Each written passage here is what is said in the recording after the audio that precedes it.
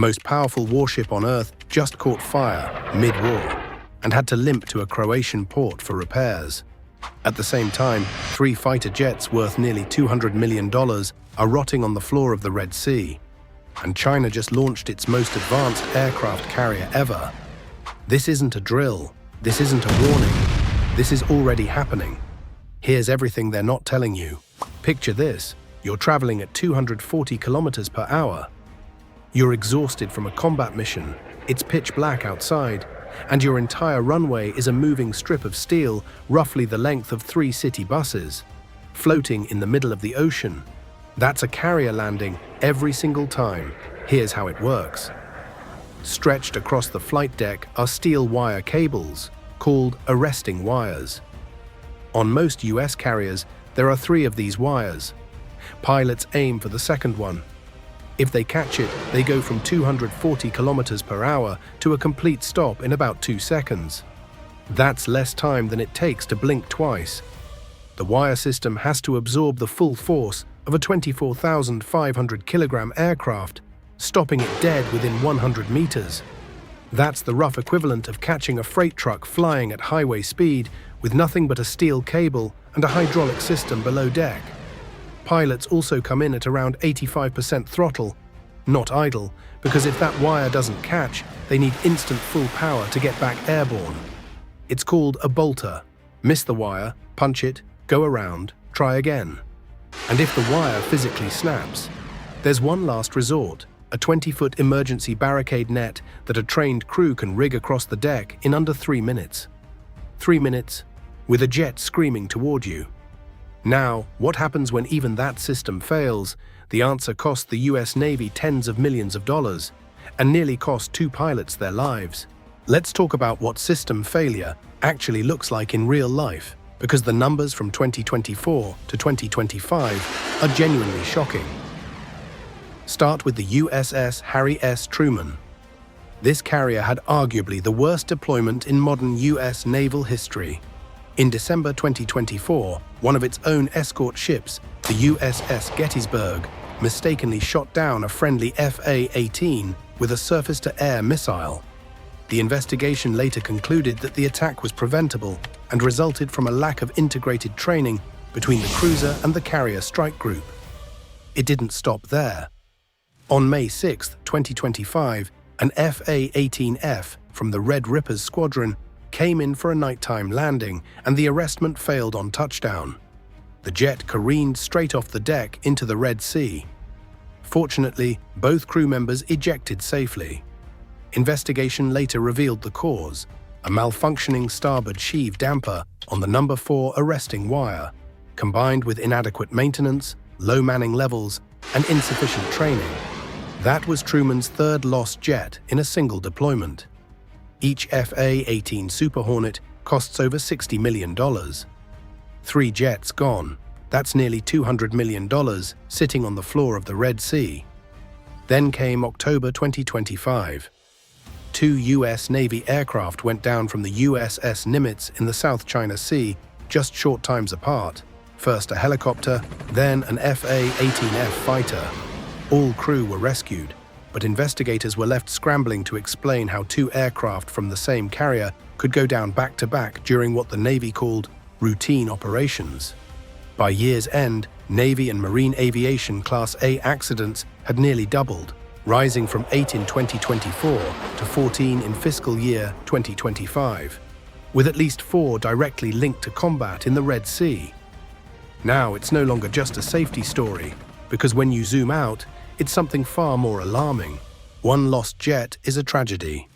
3 lost jets, a carrier collision, and a friendly fire shoot-down on a single deployment. That's a pattern. So far, this has looked like a Navy safety problem, but it is something much bigger. The United States Navy is legally required to maintain 11 active aircraft carriers at all times. That's federal law, but right now, maintenance bottlenecks and extended refueling cycles leave fewer than half of those 11 carriers available for immediate deployment, creating cascading pressure on crews and readiness timelines across the entire fleet.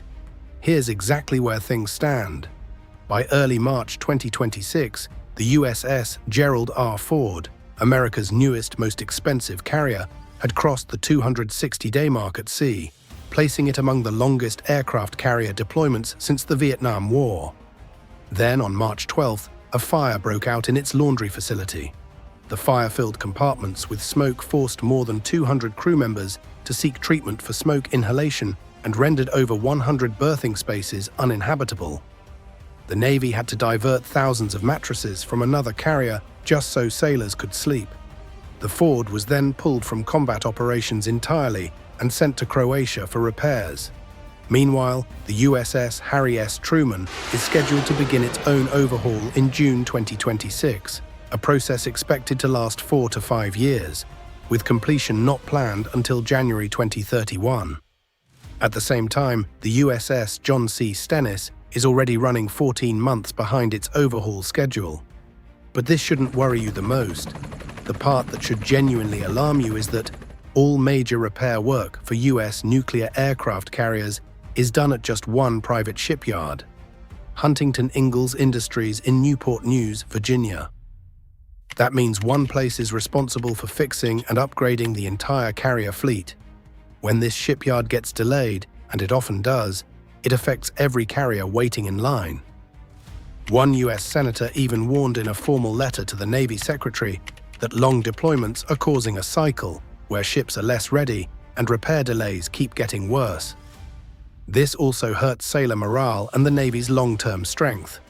In simple terms, this system, key to US military power, is starting to struggle under pressure from too many missions and not enough ships. And while the US scrambles to patch its fleet, there is one nation that is watching every single development and building faster than ever before.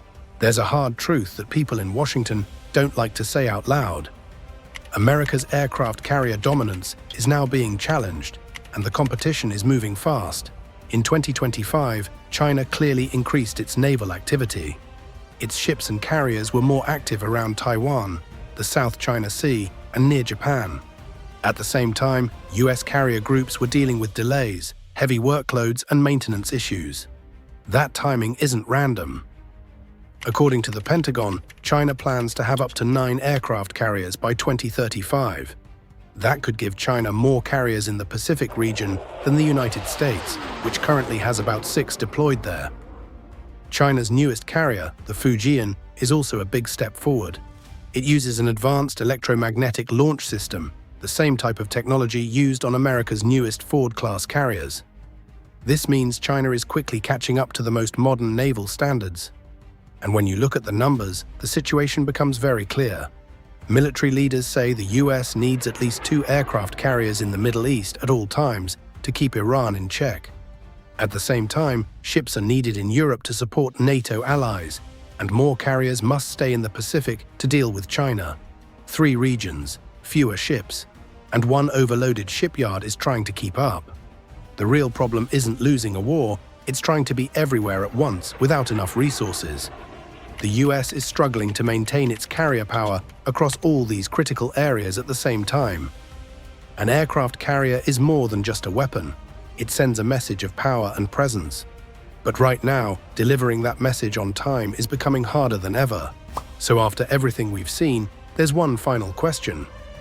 Are America's aircraft carriers still the most powerful warships? Or are they worthy enough to send a message?